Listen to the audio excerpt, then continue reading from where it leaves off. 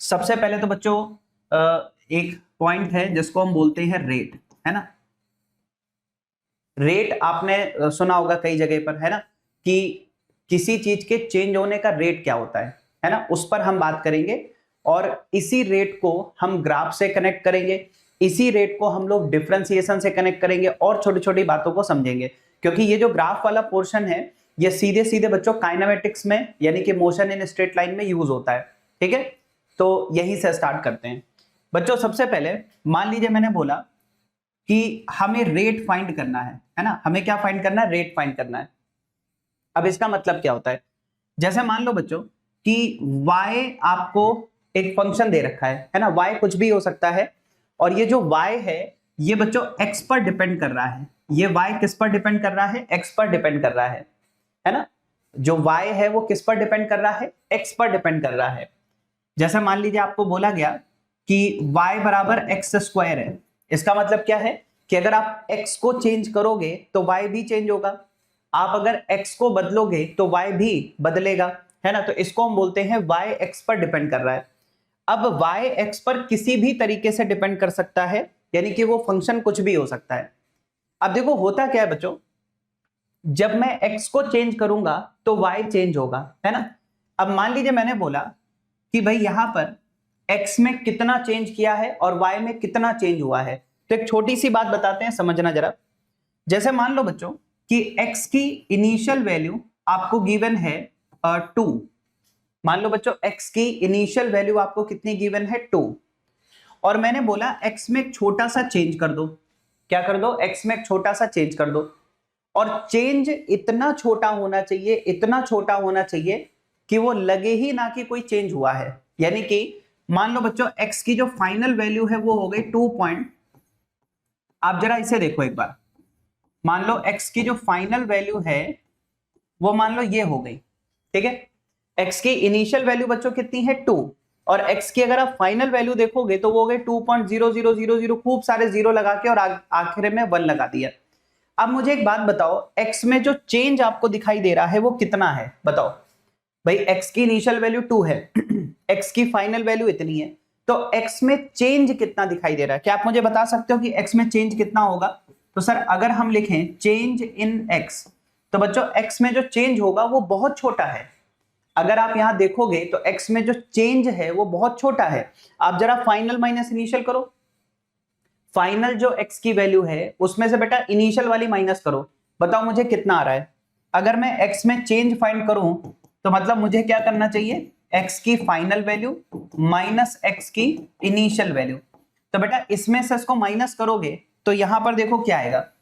अगर इसमें से आप माइनस करते हो तो यहां पर बेटा आंसर में ये आ जाएगा, है ना भाई। 2 पॉइंट इसमें अगर 2 को माइनस करोगे तो इतना आ जाएगा।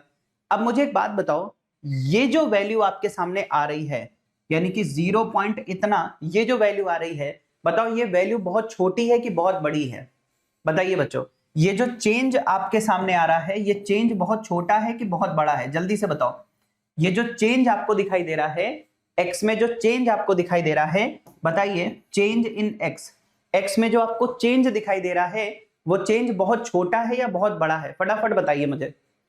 एक्स में जो चेंज आपको दिख रहा है वो चेंज बहुत छोटा है या वो चेंज बहुत बड़ा है, बताओ बच्चों।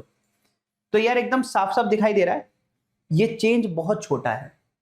ये बच्चों जो चेंज आपको दिखाई दे रहा है बहुत छोटा है, देखो ना जीरो के बहुत क्लोज है, 0.0000, कितना छोटा चेंज है। तो आप कह सकते हो, आप कह सकते हो बच्चों वेरी स्मॉल चेंज, इसको क्या बोल सकते हो, वेरी स्मॉल चेंज। और मैं आपको बताऊं बच्चों, जब चेंज इतना छोटा हो जाए, जब चेंज इतना छोटा हो जाए जिसे आप जीरो मान सको, ध्यान से सुनना, जब चेंज इतना छोटा हो जाए कि वो जीरो के बहुत क्लोज हो जाए, तो ऐसे चेंज को हम लोग किससे रिप्रेजेंट करते हैं, ऐसे चेंज को हम लोग रिप्रेजेंट करते हैं dx से। बात समझ में आ रही है, ऐसे चेंज को हम किससे रिप्रेजेंट करते हैं, dx से। यानी x के पहले d लगा दो, इसको हम बोलते हैं डिफरेंशियल चेंज। इसको हम क्या बोलते हैं, डिफरेंशियल चेंज। ये dx को हम लोग क्या बोलते हैं बच्चों, डिफरेंशियल चेंज। आप पहले इस बात को समझो, फिजिक्स में कहीं भी अगर आपसे बोला जाए कि मुझे बहुत छोटा चेंज लेना है तो उसको हम लोग बोलते हैं डिफरेंशियल चेंज। बहुत छोटा चेंज मतलब dx। अगर चेंज इतना छोटा है कि वो लगभग 0 के बराबर है, देखो x की इनिशियल वैल्यू कितनी थी 2, x की फाइनल वैल्यू कितनी हो गई 2.000000001, तो मैंने पूछा x में चेंज कितना हुआ, तो जब आपने फाइनल में से इनिशियल को माइनस किया तो चेंज बहुत छोटा आया। इस बहुत छोटे चेंज को हम लोग बच्चों क्या बोलते हैं, डिफरेंशियल चेंज बोलते हैं। इस बहुत छोटे चेंज को हम लोग क्या बोलते हैं, डिफरेंशियल चेंज बोलते हैं। ठीक है, ये वाली बात सभी को क्लियर है?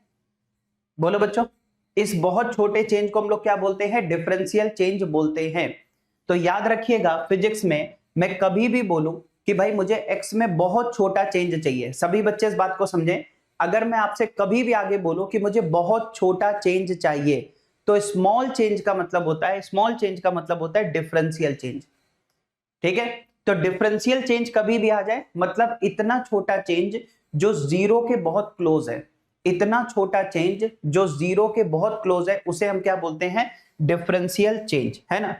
यानी कि चेंज वेरी क्लोज टू 0, है ना, change in x which is very close to 0, ऐसा चेंज जो 0 के बहुत नजदीक है। देखो ना, ये वैल्यू 0 के बहुत पास है, ये जो चेंज आप देख रहे हो, ये जो वैल्यू आप देख रहे हो, ये 0 के बहुत करीब है, इसीलिए इसको हम बोलते हैं बच्चों डिफरेंशियल चेंज। ठीक है, तो ये वाली बात सबको क्लियर हो गई?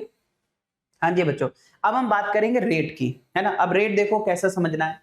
मान लो मैं बोलूं बेटा एक तरफ तो मैं रखता हूं कि x में कितना चेंज किया, यानी चेंज इन x, और दूसरी तरफ मैं यहां पर रखता हूं चेंज इन y, कि भाई जब हमने x को चेंज किया तो y में कितना चेंज आया, है ना। इस बात को समझना, ठीक है। मान लो मैंने बोला कि भाई x में कितना चेंज किया, और जब x को चेंज किया तो y में कितना चेंज आया। सुनो बच्चों, अगर मैं आपसे बोलूं कि भाई x में मैंने dx का चेंज किया, अब आपको पता है कि सर dx जो है वो एक बहुत छोटा चेंज है, dx बेटा बहुत छोटा चेंज है, तो जब मैंने x में dx का चेंज किया तो y में कितना चेंज हुआ, dy। भाई जब x में छोटा चेंज करोगे तो y में भी छोटा चेंज होगा, तो x में कितना चेंज किया dx, और y में कितना चेंज किया dy। तो बच्चों अगर x में इतना चेंज करने पर y में इतना चेंज हो रहा है, तो x में अगर मैं यूनिट चेंज करूंगा, x में मैं कितना चेंज करूंगा बच्चों, यूनिट चेंज करूंगा। ठीक है, ध्यान से समझना, अगर x में मैं यूनिट चेंज करूंगा, ठीक ध्यान से सुनो, मैंने x में कितना चेंज किया dx, तो y में कितना चेंज हुआ dy। अगर मैं x में यूनिट चेंज करूंगा, यानी कि x में अगर यूनिट चेंज किया जाए तो y में कितना चेंज होगा, तो बेटा ये हो जाएगा dy बाय dx। ठीक है भाई, x में इतना चेंज होने पर y इतने से चेंज हुआ, तो x में अगर यूनिट चेंज किया जाए तो y कितने से चेंज होगा, dy बाय dx। इसी को हम बोलते हैं रेट, इसी को हम बोलते हैं बच्चों rate of change of y, rate of change of y with respect to x।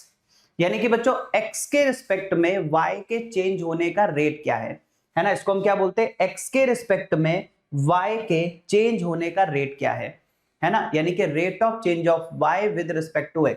तो x के रिस्पेक्ट में y के चेंज होने का रेट क्या है बच्चों, dy बाय dx।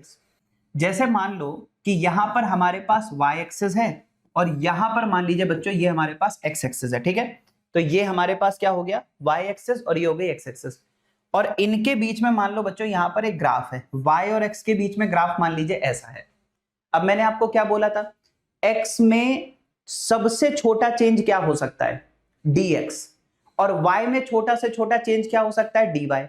अब जरा यहां पर देखो, मैं इसको इस तरीके से समझता हूं, देखो बच्चों यहां पर ध्यान से, मान लीजिए कि मैंने आपको यह बोला कि बेटा यहां पर समझना जरा, मान लो आपने x में एक बहुत छोटा चेंज किया dx, देखो आपने क्या किया, x में एक बहुत छोटा चेंज किया dx, ये देखो बेटा x में छोटा सा चेंज कितना किया dx। देखो x एक्सेस पर हम बहुत ज्यादा आगे नहीं गए हैं, थोड़ा सा गए हैं। भाई मान लो आप यहां पर थे तो x में बिल्कुल जरा सा चेंज हमने किया dx, बहुत थोड़ा सा चेंज हमने किया dx। और बच्चों जब हमने x में छोटा चेंज किया dx, तो ध्यान से देखो y में कितना चेंज हुआ, जब आपने x में एक छोटा सा चेंज किया dx, तो बेटा समझो जरा y में कितना चेंज हुआ, तो y में यहां पर जो चेंज हुआ वो हो गया dy। ठीक है, भाई x में कितना चेंज किया dx और y में कितना चेंज हुआ dy। अगर आप इसको बहुत ध्यान से देखो तो एक चीज समझ में आएगी, और वो ये है कि बेटा अगर देखो ये क्या है, तो ये हमारे पास dx है।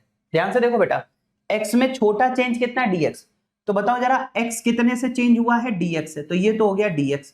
और यहां पर बेटा y में कितना चेंज हुआ है dy, तो ये जो आपको दिख रहा है वो dx है और ये जो आपको दिख रहा है dy है।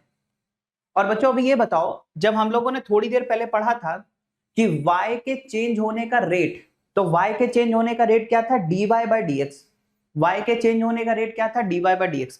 अब बताओ बच्चों यहां पर अगर हम देखें dy बाय dx क्या होगा, तो बेटा dy तो ये हो गया है ना, देखो इसको क्या बोलोगे dy और इसको क्या बोलोगे dx। अब मैं ये जानना चाहता हूं कि dy बाय dx क्या है, dy बाय dx क्या है, तो बेटा एकदम साफ दिखाई दे रहा है, ध्यान से सुनो।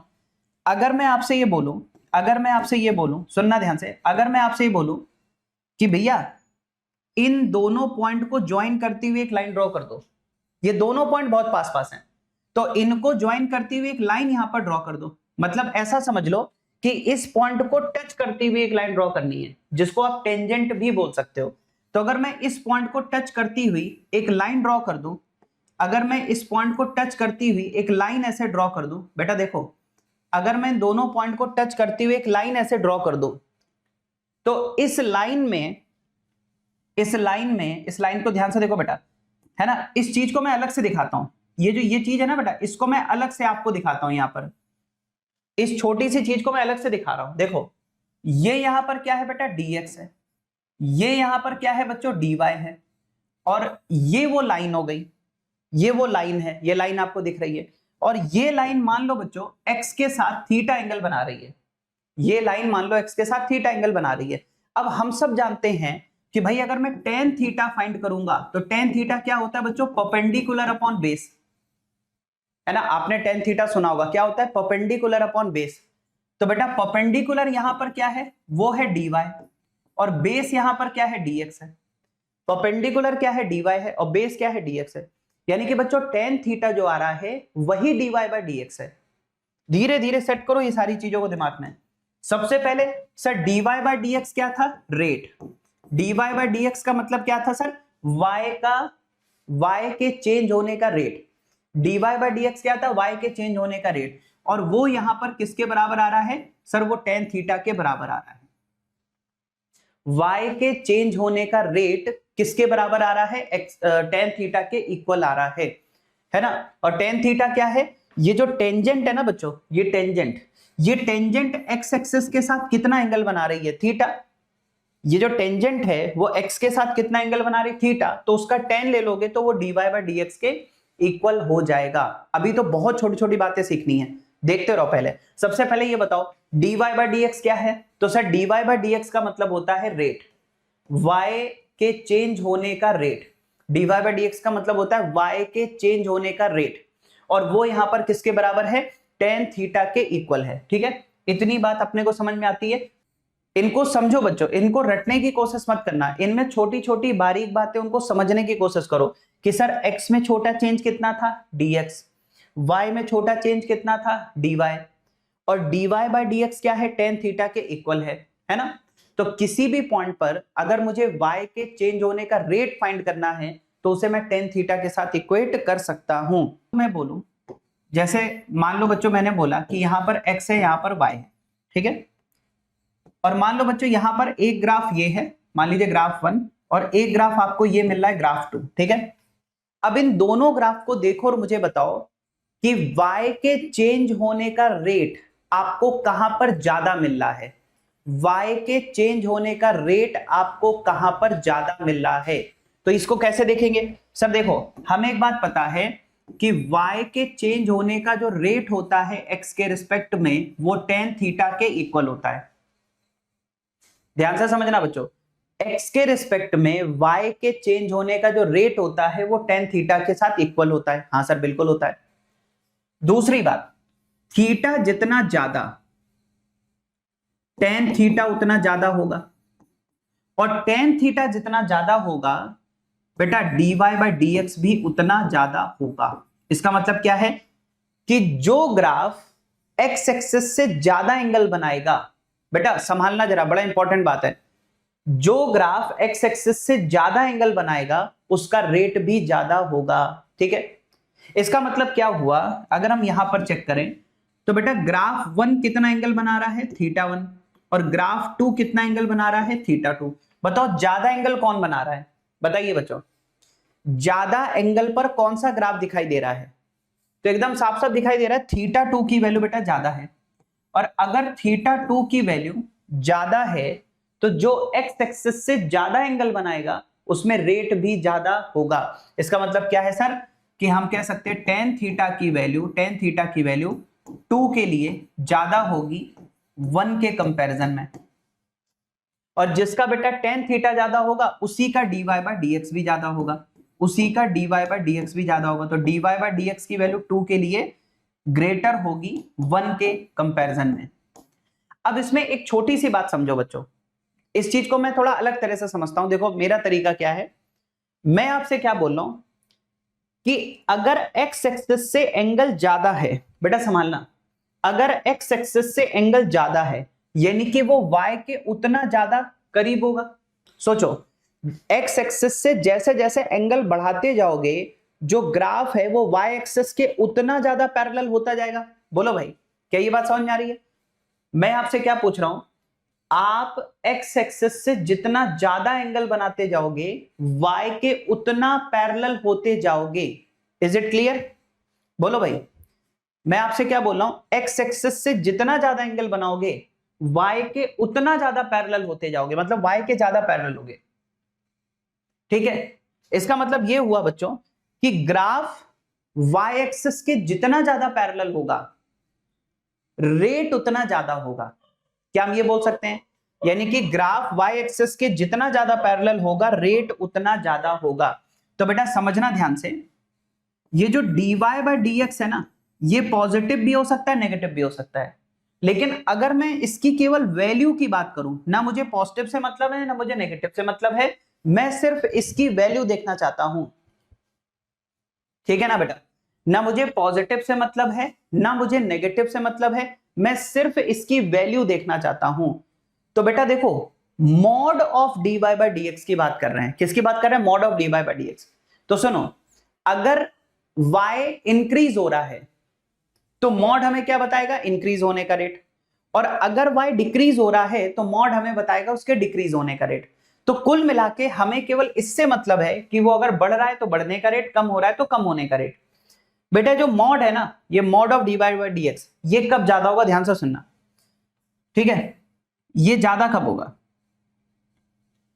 तो mod of dy by dx is greater when graph is more parallel to y axis। ठीक है, अगर ग्राफ y एक्सिस के जितना ज्यादा पैरेलल होता जाएगा mod of dy by dx उतना ज्यादा होगा। ठीक है, अभी मैं आपको ये चीज करके दिखाऊंगा। ठीक है, अभी मैं आपको ये चीज बेटा क्वेश्चंस में करके दिखाऊंगा। ठीक है, अभी के लिए बस आप इतना समझो, मैंने आपसे क्या बोला कि mod of dy by dx किसके लिए ज्यादा होगा, जहां पर ग्राफ y एक्सिस के ज्यादा पैरेलल होगा। ठीक है, और mod of dy by dx कब कम होगा, ठीक है, कब कम होगा। तो पहले एक काम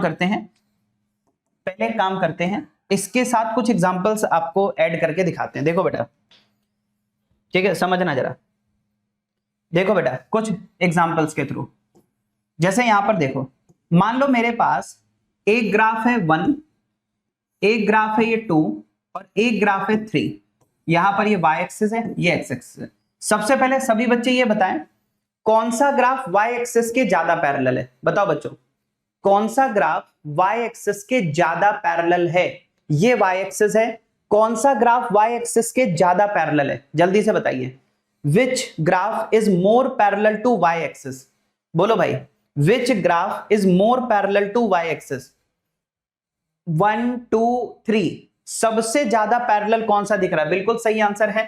तो आप बोलोगे कि graph 3 is more parallel to y axis, ठीक है ना। और बेटा सुनना ध्यान से, जो ग्राफ y के लिए ज्यादा पैरेलल होगा वहां पर y के चेंज होने का रेट भी ज्यादा होगा। इसका मतलब ये हुआ कि अगर मैं आपसे पूछूं कि dy बाय dx का जो मॉड है वो सबसे ज्यादा किसके लिए होगा, तो बेटा 3 के लिए सबसे ज्यादा, उससे कम 2 के लिए, उससे कम 1 के लिए। सबसे ज्यादा y कहां पर चेंज हो रहा है, 3 में। देखो y तो देखो 1 पे चलोगे तो भी y चेंज होगा, 2 पर चलोगे तो भी y चेंज होगा, 3 पर चलोगे तो भी y चेंज होगा, लेकिन y के चेंज होने का रेट सबसे ज्यादा कहां मिलेगा, जहां पर ग्राफ y के ज्यादा पैरेलल होगा। ठीक है, क्या यहां तक बात समझ में आ रही है? अच्छा, एक बात और बेटा, एक बात और जो इसी से रिलेटेड है, सुनना ध्यान से। अगर x के इंक्रीज होने पर, अगर x के इंक्रीज होने पर y इंक्रीज होता है, अगर x के इंक्रीज होने पर y इंक्रीज होता है, x को बढ़ाओ y बढ़ जाए, तो x के बढ़ने पर अगर y बढ़ने लगे तो बेटा ध्यान रखना जो dy बाय dx होता है वो आपको यहां पर पॉजिटिव मिलेगा। अगर x के इंक्रीज होने पर y इंक्रीज हो जाए तो जो dy बाय dx आपको मिलेगा इट विल बी पॉजिटिव। लेकिन अगर x के बढ़ने पर y डिक्रीज हो जाए, अगर x के बढ़ने पर y डिक्रीज हो जाए तब dy बाय dx आपको नेगेटिव मिलेगा। जैसे मैं 2-3 जगह आपसे साइन पूछता हूं, आप मुझे बताइएगा कि dy बाय dx पॉजिटिव है कि नेगेटिव है। देखो बेटा, पहले यहां पर y, यहां पर x, और मैं आपसे पूछता हूं, बताइएगा। बताओ बच्चों, इस ग्राफ के लिए dy बाय dx पॉजिटिव है कि नेगेटिव है, बताइए। इस ग्राफ के लिए dy बाय dx की वैल्यू पॉजिटिव है कि नेगेटिव है, फटाफट बताइए। dy बाय dx की वैल्यू इसके लिए पॉजिटिव है या नेगेटिव है, पॉजिटिव या नेगेटिव? मैंने क्या बोला, अगर x के इंक्रीज होने पर y इंक्रीज हो जाए, यानी x भी बढ़ा और y भी बढ़ जाए, तब तो dy बाय dx पॉजिटिव है। लेकिन x के बढ़ने पर y कम होने लगे तो dy बाय dx नेगेटिव होता है। अब आपका आंसर क्या है वो आप बताइए।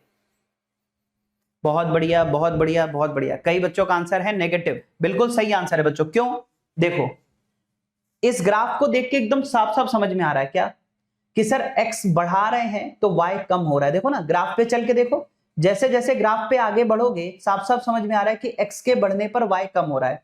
अगर x के बढ़ने पर, अगर x के बढ़ने पर y कम हो रहा है, देखो इधर जाओगे तो x बढ़ेगा, लेकिन नीचे आओगे तो y कम हो जाएगा। तो जब आप ग्राफ पे चल रहे हो तो ग्राफ पे चलते समय क्या समझ में आ रहा है, x बढ़ेगा तो y कम होगा।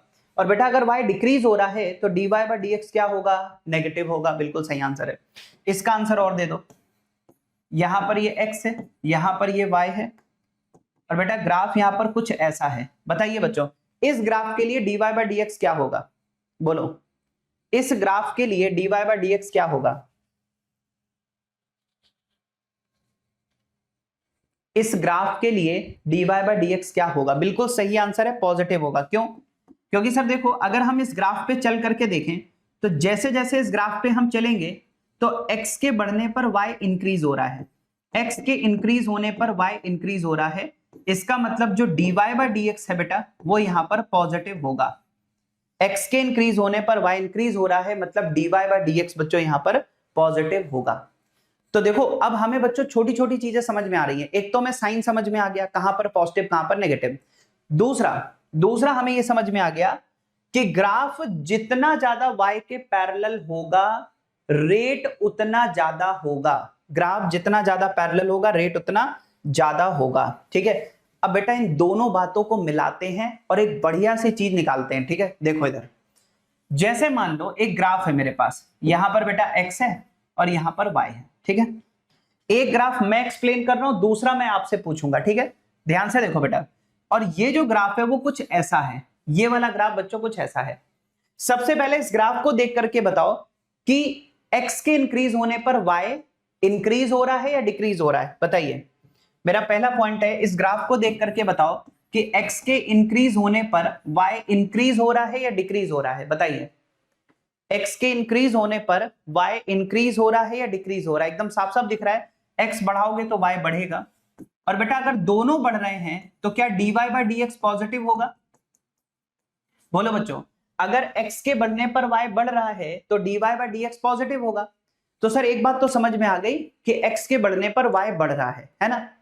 अब दूसरी चीज बच्चों अपने को पता करनी है कि ठीक है भाई, x के बढ़ने पर y बढ़ रहा है, x के इंक्रीज होने पर y इंक्रीज हो रहा है। अब हमें यह चेक करना है कि y के इंक्रीज होने का रेट बढ़ रहा है कि कम हो रहा है। क्या पता करना है? रेट बढ़ रहा है कि कम हो रहा है। अब ध्यान से देखो बेटा, मुझे ये बताओ, अगर मैं टेंजेंट ड्रॉ करूं बेटा, यहां पर टेंजेंट ड्रॉ करोगे तो वो ऐसी आएगी, थोड़ा सा और आगे टेंजेंट ड्रॉ करोगे तो वो ऐसी आएगी, थोड़ा सा और आगे टेंजेंट ड्रॉ करोगे ऐसी आएगी, थोड़ा सा और आगे टेंजेंट ड्रॉ करोगे ऐसी आएगी।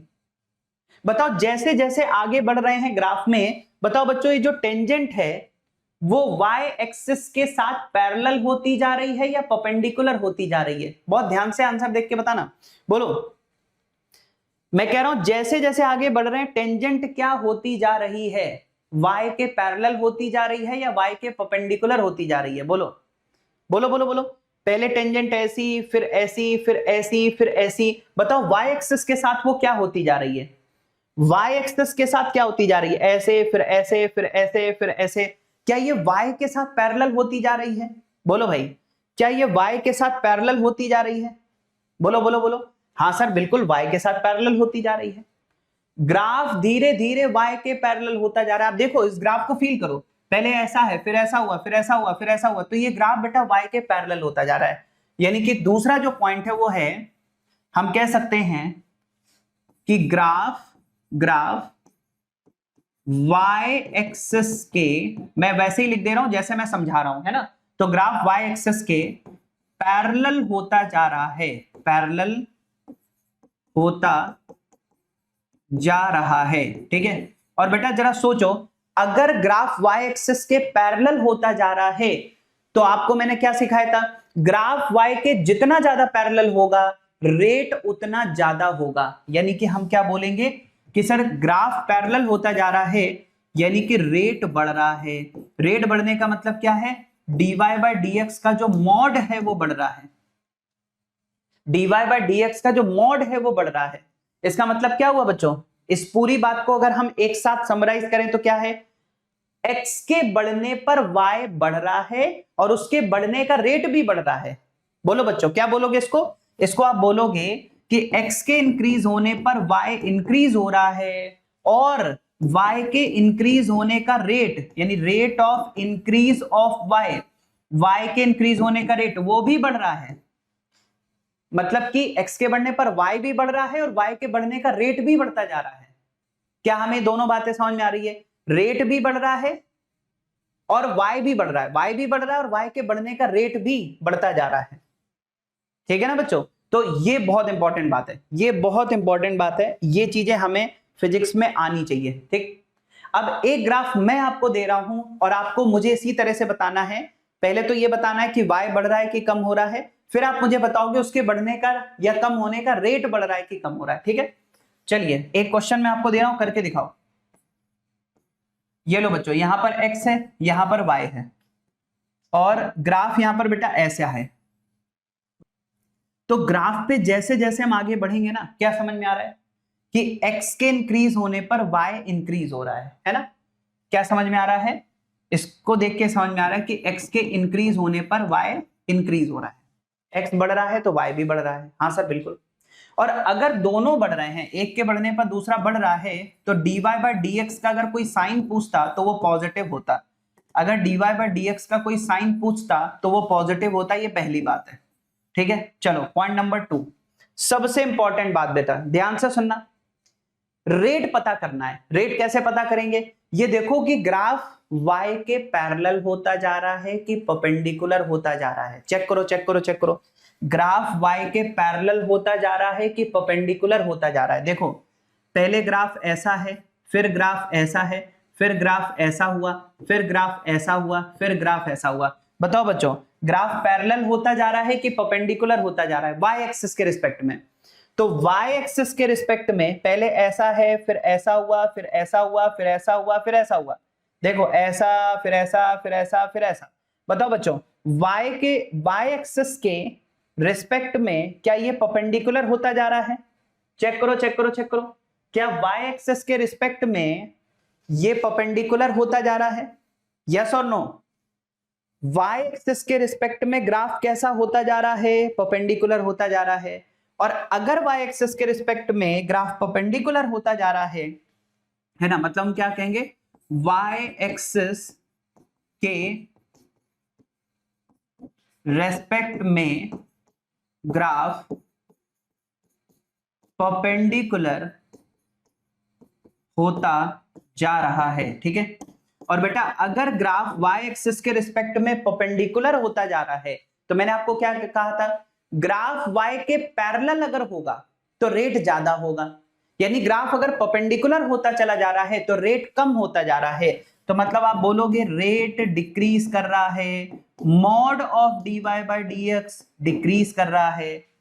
तो क्या हुआ बच्चों, फाइनल रिजल्ट क्या हुआ कि सर y तो बढ़ रहा है लेकिन उसके बढ़ने का रेट कम होता जा रहा है। हम क्या बोलेंगे कि x के बढ़ने पर y बढ़ रहा है लेकिन y के बढ़ने का रेट, यानी rate of increase of y के बढ़ने का जो रेट है, y के बढ़ने का जो रेट है वो कम होता जा रहा है, y के बढ़ने का जो रेट है वो कम होता जा रहा है, ठीक है। y तो बढ़ रहा है लेकिन y के बढ़ने का जो रेट है वो कम होता जा रहा है, बिल्कुल सही है। अब एक क्वेश्चन मैं और दे रहा हूं लास्ट, ठीक है, आज की क्लास का लास्ट क्वेश्चन, आप मुझे जल्दी से सॉल्व करके बताएंगे इसका आंसर क्या आ रहा है। ये बेटा x है, ये यहां पर y है, और मुझे इसका आंसर दीजिए। इस ग्राफ को देखते हुए बताओ बच्चों कि y बढ़ रहा है कि कम हो रहा है, ठीक है। एक तो मुझे बताओ dy बाई dx पॉजिटिव है कि नेगेटिव है, दूसरा रेट बढ़ रहा है कि कम हो रहा है, ठीक है, फटाफट बताइए। बिल्कुल सही है बेटा, साफ साफ दिखाई दे रहा है कि अगर मैं इस ग्राफ पर आगे बढ़ूंगा तो बेटा x के बढ़ने पर y कम हो रहा है, x के बढ़ने पर y कम हो रहा है। हाँ सर, तो अगर x के बढ़ने पर y डिक्रीज हो गया, इसका मतलब ये हुआ कि सर dy बाई dx जो है वो नेगेटिव होगा, पहली बात तो ये है। अगर x के बढ़ने पर y कम हो गया तो dy बाई dx नेगेटिव होगा। अब बात करते हैं रेट की।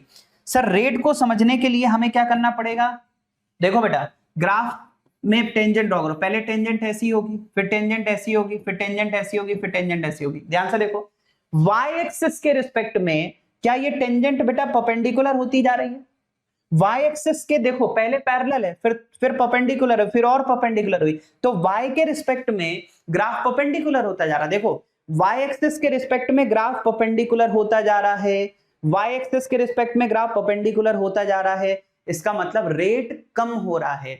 इसका मतलब क्या है बच्चों, रेट कम होता जा रहा है।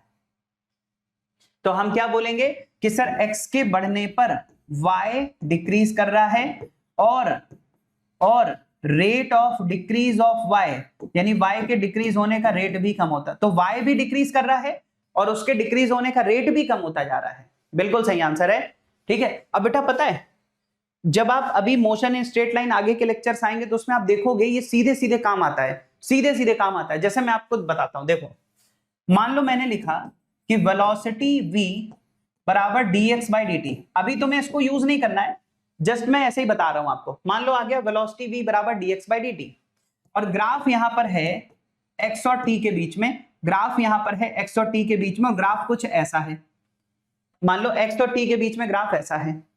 तो आपसे बच्चों यहां पर क्या पूछा जाएगा, आपसे मान लो यहां पर पूछा जा रहा है कि मॉड ऑफ v, ठीक है, के बारे में आपको बताना। मॉड v पहला ऑप्शन है इंक्रीज हो रहा है, दूसरा है डिक्रीज हो रहा है, तीसरा है कांस्टेंट है, और चौथा है बेटा नन। बताइए मॉड v के बारे में आपका क्या कहना है। मैंने सब बता दिया, मैंने आपको बोल दिया वेलोसिटी v बराबर dx बाई dt होता है, और dx बाई dt यानी v, और v के मॉड के बारे में मुझे आपसे जानना है कि जैसे जैसे टाइम बढ़ रहा है मॉड v बताओ बढ़ रहा है कि कम हो रहा है। सभी लोग आंसर दें इसका, मॉड v बढ़ रहा है कि कम हो रहा है, मॉड v की वैल्यू बढ़ रही है या कम हो रही है, इसका आंसर दीजिए बच्चों। मॉड v की वैल्यू, ठीक है, अंकित का आंसर आ रहा है सेकंड ऑप्शन, ठीक है, अच्छा सभी का सेकंड ऑप्शन आ रहा है, सभी बच्चों का आंसर जा रहा है सेकंड, बड़े होशियार बच्चे हैं, बिल्कुल सही आंसर है बेटा। कैसे, देखो अगर क्वेश्चन में हमसे पूछा गया मॉड v, तो मॉड v का मतलब क्या है, mod dx by dt, mod dx by dt। और बेटा आपको पता है dy बाई dx का मतलब क्या होता है? स्लोप, रेट, उसी की बात तो कर रहा है, तो ये रेट की बात कर रहा है एक तरीके से। तो रेट का मतलब क्या? टेंजेंट। अब बेटा बताओ, पहले टेंजेंट ऐसे, फिर ऐसे, फिर ऐसे, फिर ऐसे, फिर ऐसे, एकदम साफ दिख रहा है कि जो ग्राफ है वो इस y एक्सिस के परपेंडिकुलर होता जा रहा है। अगर ग्राफ y के परपेंडिकुलर होता जा रहा है मतलब कि बेटा रेट कम होता जा रहा है। रेट कम होगा मतलब मॉड v कम होगा, मॉड v कम होगा मतलब सेकंड ऑप्शन करेक्ट है। सेकंड ऑप्शन करेक्ट है। इस तरह के क्वेश्चन मैं आपको आगे खूब कराऊंगा, लेकिन अभी के लिए जस्ट मुझे ये सिखाना था कि भाई ये सब जो हम लोग पढ़ रहे हैं उसकी इंपॉर्टेंस क्या है, समझ रहे हैं ना बच्चों? तो ये रेट हमें देखना आना चाहिए। क्या बात समझ में आ गई है ना? तो ये सारी चीजें बेटा अच्छे से देख लीजिएगा, ठीक है बेटा। फर्स्ट क्वेश्चन में अगर हम देखें तो x इंक्रीज होने पर y इंक्रीज हो रहा है, एकदम क्लियर दिखाई दे रहा है। जैसे जैसे x इंक्रीज हो रहा है y इंक्रीज हो रहा है। इस ग्राफ पर अगर आप चलोगे ना बेटा, तो जैसे जैसे इस ग्राफ पर आगे बढ़ोगे तो आपको दिखाई दे रहा है कि सर x के इंक्रीज होने पर y इंक्रीज हो रहा है ना सर? x के इंक्रीज होने पर y इंक्रीज हो रहा है, पहला पॉइंट। x के इंक्रीज होने पर y इंक्रीज हो रहा है, तो बेटा dy बाई dx की जो वैल्यू है वो पॉजिटिव होगी, है ना? इसमें तो कोई डाउट नहीं होगा किसी को। x के इंक्रीज होने पर y इंक्रीज हो रहा है तो dy बाई dx पॉजिटिव है। पॉइंट नंबर 2, बेटा जैसे जैसे इस पर आगे बढ़ोगे, अब हमें रेट पता करना है। रेट कैसे पता चलेगा? टेंजेंट। तो एक काम करो बेटा, यहां पर अगर मैं एक छोटी सी टेंजेंट ड्रॉ करूं, यहां पर छोटी सी टेंजेंट ड्रॉ करूं, हर एक पॉइंट पर मैं टेंजेंट ड्रॉ करता हुआ अगर आगे बढ़ूं तो बच्चों एकदम साफ साफ दिखाई दे रहा है क्या? आप जरा देखना y एक्सिस के रिस्पेक्ट में ग्राफ कैसा होता जा रहा है, ठीक है? देखो बेटा y के रिस्पेक्ट में अगर हम देखें तो पहले तो ग्राफ काफी हद तक पैरेलल है, बट जैसे जैसे आगे बढ़ रहे हैं जो टेंजेंट है वो y एक्सिस के परपेंडिकुलर होती जा रही है। सभी बच्चे चेक करें, ये y एक्सिस हो गई, ये y एक्सिस हो गई, और पहले ग्राफ ऐसा है, जैसे जैसे आगे बढ़ रहे हैं ग्राफ y के परपेंडिकुलर होता जा रहा है। क्या ये बात सभी लोग को समझ में आ रही है? ये y एक्सिस है, ग्राफ y के पैरेलल नहीं परपेंडिकुलर होता जा रहा है। पहले पैरेलल है, फिर जैसे जैसे ग्राफ में आगे बढ़ रहे हो ग्राफ y के परपेंडिकुलर होता जा रहा है। और बेटा अगर ग्राफ y के परपेंडिकुलर होता जा रहा है इसका मतलब क्या है? आप लिख सकते हो कि जो ग्राफ है, ग्राफ, ठीक है, ग्राफ परपेंडिकुलर होता जा रहा है, ऐसे लिख लिया करो ताकि कभी रिवाइज करो ना तो आपको एग्जैक्ट याद आए कि क्लास में सर ने क्या बोला था, ठीक है? और अगर ग्राफ परपेंडिकुलर होता जा रहा है इसका क्या मतलब है बच्चों? आपको पता है कि ग्राफ y के जितना ज्यादा पैरेलल होगा रेट उतना ज्यादा, और ग्राफ परपेंडिकुलर हो जाएगा मतलब रेट कम हो जाएगा। तो यहां पर हम क्या कह सकते हैं कि रेट कम होता जा रहा है। रेट का मतलब क्या है? Mod of dy by dx। Rate का मतलब होता है mod of dy by dx, वो डिक्रीज कर रहा है। तो क्या मतलब हुआ सर कि x के बढ़ने पर y बढ़ रहा है, लेकिन y के बढ़ने का जो रेट है वो कम होता जा रहा है। तो हम फाइनली बोलेंगे x इंक्रीज करोगे तो y तो इंक्रीज होगा, लेकिन y के इंक्रीज होने का जो रेट है, वो डिक्रीज होता जाएगा। ये वाला जो क्वेश्चन है ना, ये वाला क्वेश्चन ये हमेशा एक जैसा नहीं रहेगा, आपको इसको दो पार्ट में ब्रेक करना पड़ेगा। कैसे? सर देखिए अगर मैं इसे मान लूं कि ये पॉइंट ए है, ध्यान से सुना बच्चों, अगर मैं इसे पॉइंट ए मान लूं, ये वाला पॉइंट बी मान लूं, और ये वाला पॉइंट को मैं सी मान लूं, ठीक है? अगर मैं इसको बेटा ए बी और सी मान लूं इस तरीके से, अगर मैं इसे ए बी और सी मान लूं, ठीक है, अगर मैं इसे ए बी और सी मान लूं, बच्चों ध्यान देना, अगर मैं इसे ए बी और सी मान लूं तो ए से लेके बी तक बिल्कुल अलग सॉल्व होगा, और बी से सी तक आपको नेचर अलग दिखाई दे रहा है। क्यों? क्योंकि ए से बी में y इंक्रीज हो रहा है, लेकिन बी से सी में y डिक्रीज हो रहा है, तो आपको बेटा अलग अलग सॉल्व करना पड़ेगा। तो एक काम करिए, ए से बी का पूरा अलग सॉल्व करके बताओ क्या आ रहा है। पार्ट ए बी को अलग से सॉल्व करो, ठीक है, और इसमें जो पार्ट बी सी है उसे अलग सॉल्व करिए। देखो बेटा कैसे सॉल्व करेंगे। सबसे पहले अगर ए से लेके बी तक का पार्ट देखा जाए तो बेटा जब तुम ए से बी पर जाओगे तो x इंक्रीज होने पर y इंक्रीज होता हुआ दिखाई दे रहा है, एकदम साफ साफ। देखो a से b पे जा रहे हो तो x बढ़ाओगे तो y इंक्रीज होगा। अगर x के इंक्रीज होने पर y इंक्रीज हो रहा है तो जो dy बाय dx है वो बेटा आपको यहां पर पॉजिटिव मिलेगा। अगर x के इंक्रीज होने पर y इंक्रीज हो रहा है तो dy बाय dx आपको पॉजिटिव मिलेगा। अब बात करते हैं रेट की। रेट का मतलब टेंजेंट। बेटा एक बात बताओ, इस ग्राफ को ध्यान से देखो, टेंजेंट पहले ऐसी है, फिर टेंजेंट ऐसी हो गई, फिर ऐसी हो गई और फिर ऐसी हो गई। मतलब अगर हम देखें तो y एक्सिस के रिस्पेक्ट में ये जो टेंजेंट है बेटा, जैसे जैसे आगे बढ़ रहे हैं ये y के परपेंडिकुलर होती जा रही है। जैसे जैसे हम आगे बढ़ रहे हैं ये टेंजेंट y के परपेंडिकुलर होती जा रही है। तो अगर टेंजेंट y के परपेंडिकुलर होती जा रही है तो रेट इंक्रीज होगा।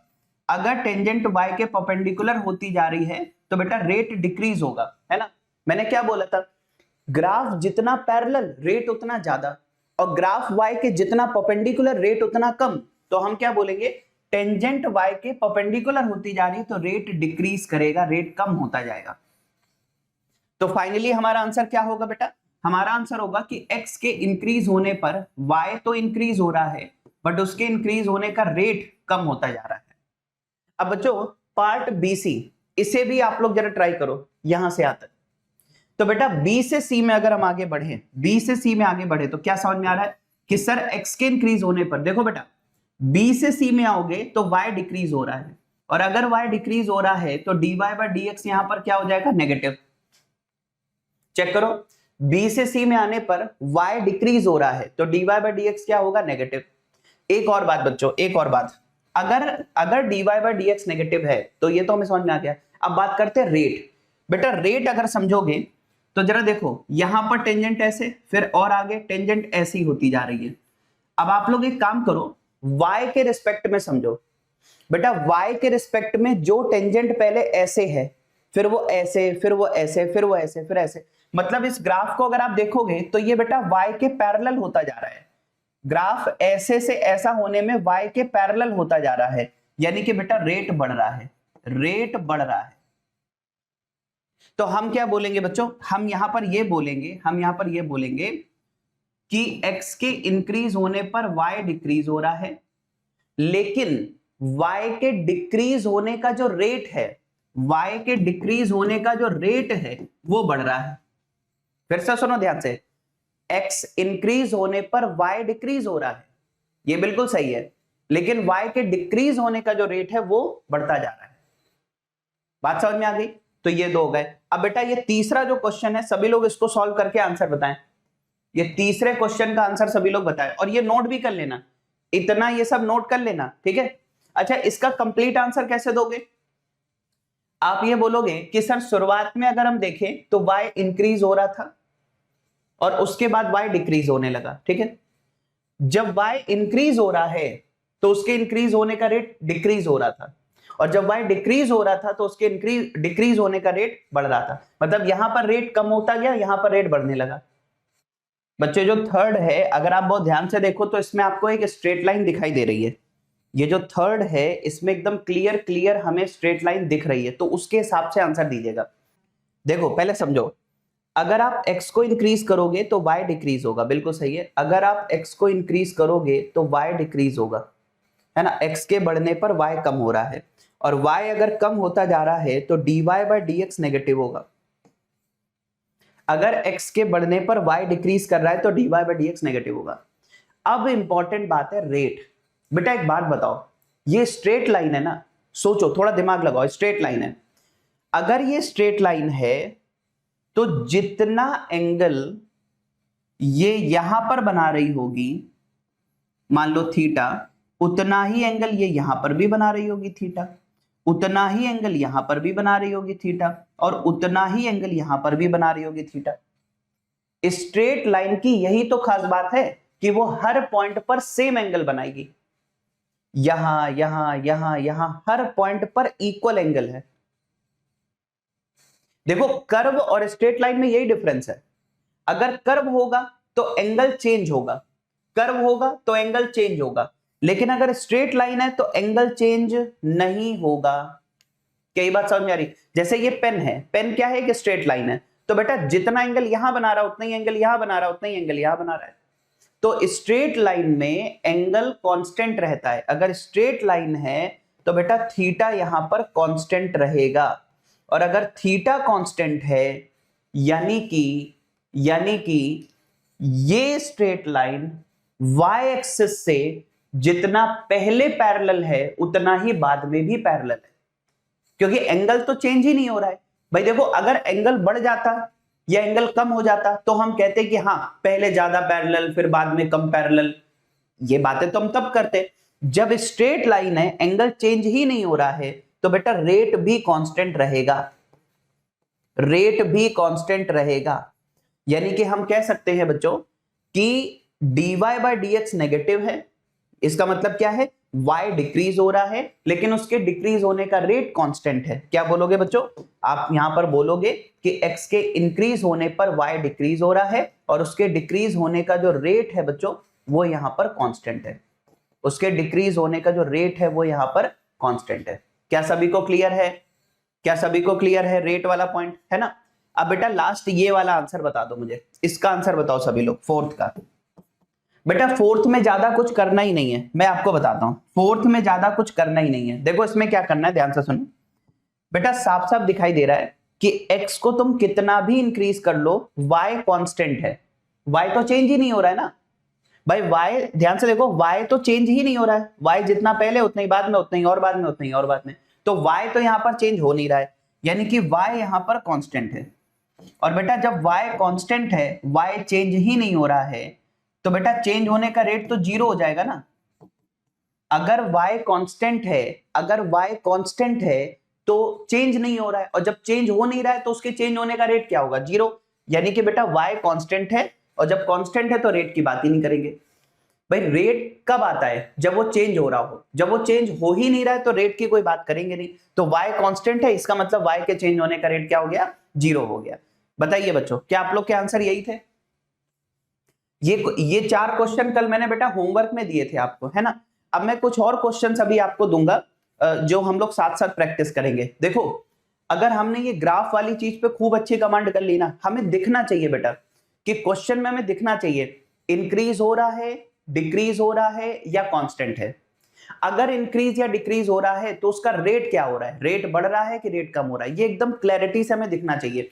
ठीक है, तभी हम मोशन इन स्ट्रेट लाइन में अच्छा कर पाएंगे। ठीक है, तो अब मैं आपको एक क्वेश्चन दे रहा हूं, उसे आप लोग सभी लोग सॉल्व करोगे। ठीक है, चलिए तो बच्चों क्वेश्चन आपके सामने ये है, सभी का आंसर मुझे चाहिए। ये x है, ये y है, ठीक है।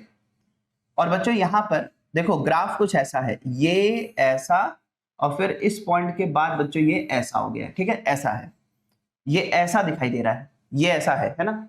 तो आपको ये बताना है कि अगर मैं इस पॉइंट को, एक सेकंड, अगर मैं इस पॉइंट को a मान लूं, यहां पर कोई पॉइंट मैं b मान लूं, और इसके बाद इस पॉइंट को c मान लूं, तो आपको ये बताना है, आपको ये बताना है कि a से लेके c तक, a से लेके c तक dy बाय dx का साइन क्या है, और रेट बढ़ रहा है कि कम हो रहा है कि क्या हो रहा है। ठीक है, तो रेट के बारे में आपको बताना है।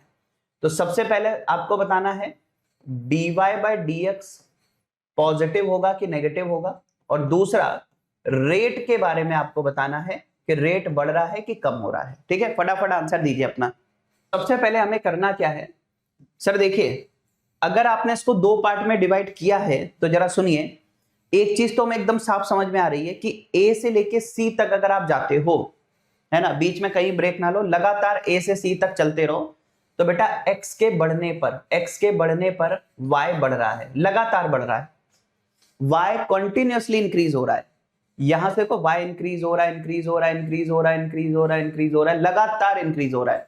अगर y इंक्रीज हो रहा है तो बेटा dy अपॉन dx की जो वैल्यू है वो आपको पॉजिटिव मिलेगी, dy अपॉन dx की वैल्यू पॉजिटिव मिलेगी, हमेशा पॉजिटिव है। ठीक है, दूसरी बात, अब हमें बात करनी है रेट की। तो बेटा एक बात बताओ, अगर मैं A से लेके B तक की बात करूं, जरा टेंजेंट ड्रॉ करूं, तो यहां टेंजेंट ऐसी है, फिर टेंजेंट ऐसी हो जाएगी, फिर टेंजेंट ऐसी हो जाएगी, फिर टेंजेंट ऐसी हो जाएगी।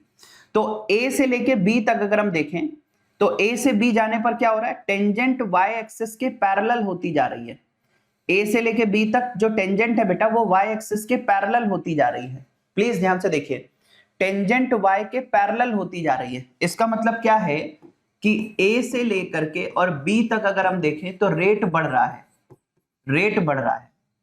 लेकिन बी से सी में अगर हम चेक करेंगे, बी से सी में अगर हम चेक करेंगे तो बेटा देखो टेंजेंट ऐसी होती जा रही है। अगर हम बी से सी में चेक करेंगे तो जो टेंजेंट है वो वाई के परपेंडिकुलर होती जा रही है, टेंजेंट वाई के परपेंडिकुलर होती जा रही है। यानी कि बी से सी वाला पार्ट अगर आप देखोगे तो रेट यहां पर डिक्रीज कर रहा है। क्या सभी को क्लियर है ये बात, बताओ बच्चों। यानी कि हम कह सकते हैं कि भाई ओवरऑल जो डिस्कशन है हमारा वो क्या है कि x के बढ़ने पर y बढ़ रहा है और y के बढ़ने का जो रेट है, रेट के बारे में हम क्या कहेंगे, फर्स्ट इंक्रीज कर रहा है देन डिक्रीज कर रहा है, यही तो बोलेंगे ना बच्चों। x के बढ़ने पर y बढ़ रहा है और y के इंक्रीज होने का जो रेट है, रेट पहले इंक्रीज हुआ फिर उसका रेट डिक्रीज होने लगा। तो ये हमारा सही आंसर होगा। ठीक है, बोलो बच्चों। हाँ बिल्कुल सही है बेटा, बिल्कुल सही है आप लोग के आंसर्स। तो मुझे लगता है ये चीज समझ में आ गई होगी। साथ साथ इसको बेटा नोट भी कर लेना, है ना, सभी लोग इसको नोट भी कर लेना। ठीक, अब इसी में एक छोटा सा ट्विस्ट है और अब आप उसको सॉल्व करोगे। ठीक है, अब आप उसे सॉल्व करोगे, ये तो आपको पता चल गया। ठीक है बेटा, ये 4 ऑप्शन है, फटाफट पहले इनको ड्रॉ कर लो।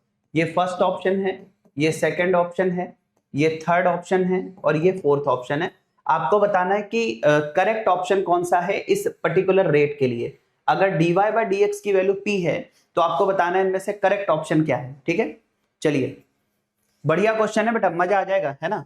ऐसे ही क्वेश्चन आपको अगर नीट एग्जाम में मिल जाए ना तो ये क्वेश्चन बहुत अच्छे क्वेश्चंस में से कंसीडर किया जाएगा, है ना। जैसा नीट 25 का पेपर था ना, उसको देखते हुए ऐसे क्वेश्चंस बहुत अच्छे लेवल के क्वेश्चंस में कंसीडर किए जाते हैं। ठीक है, तो मैंने आपसे क्या बोला कि y और x का ग्राफ गिवन है, y और x का ग्राफ गिवन है। अगर हम dy बाय dx को p मान लें तो p और x के बीच का ग्राफ इनमें से क्या होगा। थोड़ा सा दिमाग लगाओ फिर मुझे आंसर बताओ। ठीक है, चलिए चलिए बच्चों, है ना। तो अब मुझे बताओ बेटा आंसर क्या आएगा इसका। देखो मैं आपसे कह रहा था कि इस क्वेश्चन के ट्रैप में आप बड़ी आसानी से फंस गए। अब मैं आपको तरीका बताता हूं कि भाई जब क्वेश्चन के फॉर्म में चीजें आती तो हमसे गलत क्यों हो जाती है। अब आप देख रहे हो बच्चों, आपको dy बाय dx पता है, आपको रेट समझ में आता है, आपको सारी चीजें पता है, ग्राफ का पैरेलल होना, परपेंडिकुलर होना, लेकिन इसका आंसर बताने में हमसे गलती हो गई। अब जरा समझना, आप देखो बेटा, मैं आपसे छोटी छोटी चीजें पूछूंगा, आप बस उसका आंसर दे दो। बच्चों एक बात बताओ, इस पॉइंट पर अगर मैं आपसे पूछूं कि dy बाय dx पॉजिटिव है कि नेगेटिव है, बताइए बच्चों। इस पर्टिकुलर पॉइंट पर बताओ dy बाय dx पॉजिटिव है कि नेगेटिव है, प्लीज बताइए। dy अपॉन dx की वैल्यू इस पॉइंट पर पॉजिटिव है कि नेगेटिव है, बताओ भाई, इतना तो बता सकते हो। फिर मुझे इस पॉइंट पर बताना dy बाय dx की वैल्यू पॉजिटिव है कि नेगेटिव, बस इतना बता दो। इस वाले पार्ट में dy बाय dx पॉजिटिव है या नेगेटिव है, तो साफ साफ दिखाई दे रहा है बेटा कि y डिक्रीज हो रहा है, और अगर y डिक्रीज हो रहा है तो dy बाय dx नेगेटिव आएगा। लेकिन अगर इस वाले पार्ट में देखेंगे तो y इंक्रीज हो रहा है, और अगर इस पार्ट में y इंक्रीज हो रहा है तो बेटा dy बाय dx की वैल्यू पॉजिटिव आएगी। केवल dy बाय dx का साइन अगर चेक कर लोगे तो भी आपको आइडिया लग जाएगा कि सर फर्स्ट हाफ में dy बाय dx नेगेटिव है और सेकंड हाफ में dy बाय dx पॉजिटिव है। बताओ बेटा ऐसा तुम्हें कहां दिख रहा है, पूरे ग्राफ को ध्यान से देखो। फर्स्ट हाफ में dy बाय dx नेगेटिव है। अब इसमें अगर आप चेक करोगे, तो भाई यहां पर तो dy बाय dx पॉजिटिव दिखाया है आपने, यहां पर आपने dy बाय dx पॉजिटिव दिखाया है, यहां पर आपने dy बाय dx नेगेटिव दिखाया है, फिर यहां नेगेटिव दिखाया, यहां पॉजिटिव दिखाया। ये तो हो ही नहीं सकता, क्यों नहीं हो सकता, क्योंकि एकदम क्लियर दिख रहा है कि फर्स्ट हाफ में dy बाय dx नेगेटिव है, मतलब ग्राफ पूरा नेगेटिव में होना चाहिए। ये तो पॉजिटिव में भी है और नेगेटिव में भी है, तो हो ही नहीं सकता। बोलो बच्चों, अब क्या आपको आंसर दिखाई दे रहा है? क्या अब आप मुझे इसको देख के आंसर बता सकते हो? एक बार आप वापस से देखो, एक बार आप वापस से इन चारों ऑप्शन को देखो, अब बताओ आंसर क्या होना चाहिए। अगर आपको यह बात समझ में आ गई है कि सर अगर हम इसको 3 पार्ट में डिवाइड करें, ए बी और सी, तो पार्ट ए बी में dy बाई dx नेगेटिव है और पार्ट बी सी में dy बाई dx पॉजिटिव है और dy बाई dx तो p है, यानी पार्ट ए बी में dy बाई dx यानी कि p नेगेटिव होना चाहिए और पार्ट बी सी में dy बाई dx यानी कि p it should be positive, यानी कि शुरुआत में p नेगेटिव है और बाद में p पॉजिटिव है। तो ये तो हो नहीं सकता। अब बताओ आपके हिसाब से सही आंसर क्या होना चाहिए, सभी लोग बताओ, सभी लोग बताओ बेटा, अंकित, मुस्कान, सब लोग बताओ बेटा। हाँ, अब सही आंसर पे आए आप लोग, बिल्कुल सही। और क्या क्या ये डिफिकल्ट था? ये तो बड़ी आसानी से चेक कर सकते थे हम लोग, ये तो बिल्कुल मुश्किल नहीं था। चलो बच्चों यहां बताओ, यहां दिख रहा है सर कि शुरुआत में dy बाई dx नेगेटिव है और बाद में dy बाई dx देखो पॉजिटिव है, यानी कि थर्ड ऑप्शन करेक्ट है। ये हो ही नहीं सकता, ये तो पूरा नेगेटिव में बना है, ये पूरा नेगेटिव में बना, हो नहीं सकता। यही ऑप्शन करेक्ट है कि शुरुआत में नेगेटिव है और बाद में पॉजिटिव है। बोलो भाई, क्लियर हुआ क्या? तो एक छोटी सी चीज बेटा होती है जिसको हमें पता करके आंसर टिक करना होता है। क्या सबको समझ में आ गया कि सर शुरुआत में dy बाई dx सभी जगह नेगेटिव है, यानी p की वैल्यू स्टार्टिंग के फर्स्ट हाफ में नेगेटिव होनी चाहिए। तो स्टार्टिंग का फर्स्ट हाफ नेगेटिव और बाद वाला सेकंड हाफ पॉजिटिव, तो नेगेटिव पॉजिटिव ऐसा बनेगा ग्राफ। तो सी ऑप्शन करेक्ट है, सी ऑप्शन करेक्ट है। ठीक है, वो भी हम बात करेंगे बेटा, आप ये मत समझो कि मैंने इसको डिस्कस कर दिया, नहीं, अभी मैं पूरा बताऊंगा यहां से यहां कैसे ड्रॉ होगा, उसकी चिंता आप मत करो, वो भी मैं बताऊंगा। मैं केवल ऑप्शन चेक करना बता रहा हूं आपको, अभी मैं पूरा इसको सॉल्व करूंगा, लेकिन सिर्फ ऑप्शन चेक करने की बात की जाए तो क्या ये बात हमें समझ में आती है कि a से b तक y डिक्रीज हो रहा है तो dy बाई dx नेगेटिव दिखाया जाएगा, यानी a से b वाले पार्ट में dy बाई dx यानी p नेगेटिव होना चाहिए। यहां नेगेटिव नहीं है, यहां पर है लेकिन बाद में गड़बड़ है। यहां पर देखो बेटा, a से लेके b तक का पार्ट सब जगह dy बाई dx नेगेटिव दिखाया गया है और b से c में सब जगह dy बाई dx पॉजिटिव दिखाया गया है। तो ऑप्शन चेक करना तो पहले हमें आना चाहिए, तो थर्ड ऑप्शन करेक्ट हो गया। अब चलो इसको पूरा समझते हैं कि सर एक्चुअल में हो क्या रहा है यहां पर, है ना। तो इसको मैं एक बार बेटा कॉपी कर लेता हूं नेक्स्ट स्लाइड में। अब मैं आपको पूरा ढंग से समझाता हूं कि ये कैसे हुआ। देखो, ये सारे ऑप्शन हटा दो, ये सारे ऑप्शंस मैं यहां से हटा देता हूं, ठीक है। ये सारे ऑप्शन मैंने हटा दिए, ठीक है, और इसको पकड़ लेते हैं। ये जो मैंने पहले ड्रॉ किया था इसको भी मैं हटा देता हूं। अब जरा समझना बच्चों, ठीक है, ये भी हटा देते हैं, चलो बहुत बढ़िया। और एक सेकंड, ये भी हटा दिया, ठीक है। अच्छा, ये जो आंसर सही है इसको साइड में रख लो, ठीक है, ये आंसर जो सही है इसको साइड में रख लो, इसको उठा लो, ये अपने लिए मेन पार्ट है, इसी को समझना है, इसी को समझना है। आओ बच्चों, अब जरा ऐसे समझते हैं, आओ बेटा इसको समझते हैं, ठीक है। देखो यहां पर क्या हो रहा है बच्चों, हमें बोला गया कि जो P है बेसिकली वो dy बाई dx है, जो P है वो हमारे लिए क्या है सर, dy बाई dx, ठीक है, ये P है। P का मतलब क्या है, dy बाई dx। सभी बच्चे मुझे एक बात बताएं कि अगर मैं dy बाई dx के बारे में जानना चाहता हूं, ठीक है, अगर मैं dy बाई dx के बारे में जानना चाहता हूं तो मुझे क्या करना पड़ेगा, बताओ बच्चों। अगर मैं dy बाई dx के बारे में जानना चाहता हूं तो मुझे क्या करना पड़ेगा, मुझे यहां पर सबसे पहले तो ये चेक करना पड़ेगा कि बेटा a से लेके b तक का जो पार्ट है यहां पर y डिक्रीज हो रहा है ना। एक एक करके समझेंगे। तो जो पार्ट ए बी है इसमें y डिक्रीज हो रहा है, तो जो dy अपॉन dx है जिसे हम लोग p बोल रहे हैं वो नेगेटिव है। और b से c वाला पार्ट अगर हम लें, अगर हम b से c वाला पार्ट लें तो y इंक्रीज हो रहा है, यानी कि dy बाई dx यानी कि p ये यहां पर पॉजिटिव है, इसमें तो कोई समस्या नहीं है। तो सर यहां तक नेगेटिव, इसके बाद पॉजिटिव, ठीक। लेकिन इतने से काम नहीं बनेगा, अब थोड़ा सा और समझना पड़ेगा। बच्चों मुझे एक बात बताओ, अब केवल रेट की बात करेंगे बेटा, केवल रेट की बात करेंगे। रेट मतलब मॉड p, अगर बढ़ रहा है तो बढ़ने का रेट, कम हो रहा है तो कम होने का रेट, ठीक है, रेट की बात करेंगे। बताओ बच्चों, रेट के बारे में जानकारी लेते हैं, इधर आओ। सर यहां पर अगर हम देखें तो शुरुआत में अगर टेंजेंट ड्रॉ की जाए तो टेंजेंट ऐसी आएगी, मतलब कि डिक्रीज हो रहा है ना। अच्छा, अब आगे बढ़ते हैं बेटा। तो टेंजेंट देखो ऐसी होती जा रही है, प्लीज सभी लोग समझें जरा, टेंजेंट ऐसी होती जा रही है, यानी कि ए से लेके बी तक का जो पार्ट है उसमें जो टेंजेंट है वो y एक्सिस के पैरेलल होती जा रही है। टेंजेंट वाई एक्सिस के पैरेलल होती जा रही है। सभी लोग ध्यान दो, टेंजेंट वाई एक्सिस के पैरेलल होती जा रही है, मतलब रेट बढ़ रहा है ना, रेट बढ़ रहा है। तो हम क्या बोलेंगे, रेट बढ़ रहा है, मतलब कि mod of dy by dx जो है वो बढ़ रहा है, यानी कि मॉड p की वैल्यू बढ़ रही है। देखो बेटा, p नेगेटिव है, लेकिन p का जो मैग्नीट्यूड है, p की जो वैल्यू है वो बढ़ रही है। पता करो, सारी बातें समझो एक एक करके। y डिक्रीज हो रहा था तो dy बाय dx नेगेटिव हो गया, यानी p नेगेटिव हो गया। लेकिन अगर हम रेट की बात करें तो देखो बेटा, रेट लगातार बढ़ रहा है। क्यों? क्योंकि ग्राफ y एक्सिस के पैरेलल होता जा रहा है, तो मॉड p की वैल्यू बढ़ानी है। तो क्या करोगे, देखो सर शुरुआत में p नेगेटिव था तो हमने नेगेटिव दिखा दिया, यहां पर ये नेगेटिव हो गया। अब मैंने कहा कि p हमेशा नेगेटिव ही रहेगा, तो p हमेशा नेगेटिव में ही ड्रॉ करना है, यानी ऊपर जा नहीं सकते, नीचे ही बनाना है। अच्छा, अब कह रहे हैं वैल्यू को बढ़ाना है। वैल्यू कैसे बढ़ती है? जैसे मान लो यहां पर वैल्यू है -1, अब वैल्यू बढ़ाना है, मतलब कि मॉड p बढ़ाना है, तो यहां पर हो सकता है ये हो जाए -2, यहां हो सकता है -3।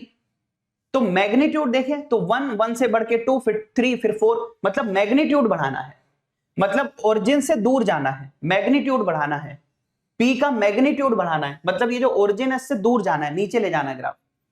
भाई जैसे यहां पर -1, फिर -2, फिर -3, फिर -4, फिर -5, तो अगर माइनस हटा दो तो वैल्यू तो बढ़ रही ना, 1 2 3 4 5, नीचे जाना है। आई बात समझ में? अब जरा इस वाले पार्ट में आते हैं। बेटा B से C वाला पार्ट अगर चेक करोगे, B से C वाला पार्ट चेक करोगे तो P इंक्रीज हो रहा है। अच्छा, रेट की बात करते हैं। सर यहां पर देखें तो ऐसा कुछ है, मतलब कि ऐसा कुछ, ठीक, यानी पॉजिटिव। इसके बाद देखो बेटा, ये ग्राफ ऐसा होता जा रहा है। बेटा ग्राफ को ध्यान से देखो तो क्या होता जा रहा है, y एक्सिस के रिस्पेक्ट में परपेंडिकुलर होता जा रहा है, y एक्सिस के रिस्पेक्ट में परपेंडिकुलर होता जा रहा है, y के रिस्पेक्ट में परपेंडिकुलर होता जा रहा है। इसका मतलब क्या है, अगर ग्राफ परपेंडिकुलर होता जा रहा है मतलब कि mod of dy by dx कम हो रहा है, रेट कम हो रहा है। ग्राफ परपेंडिकुलर होता जा रहा है मतलब रेट कम हो रहा है, मतलब मॉड p कम हो रहा है। बेटा मॉड p कम हो रहा है तो p पॉजिटिव है, लेकिन इसकी जो वैल्यू है, साइन हटा दो, वैल्यू जो है वो डिक्रीज कर रही है। बात समझ में आ रही? तो p पहले तो पॉजिटिव में रखना है, पूरा पॉजिटिव में रखना है, उसके बाद p का मैग्नीट्यूड कम करते जाना है। तो देखो p का मैग्नीट्यूड यहां ज्यादा है, फिर धीरे धीरे p का मैग्नीट्यूड कम होता जा रहा है। अब क्या आपको समझ में आया ग्राफ कैसे प्लॉट हुआ है? देखो सारी चीजें आपके सामने है, बताओ अब क्लियर हुआ क्या?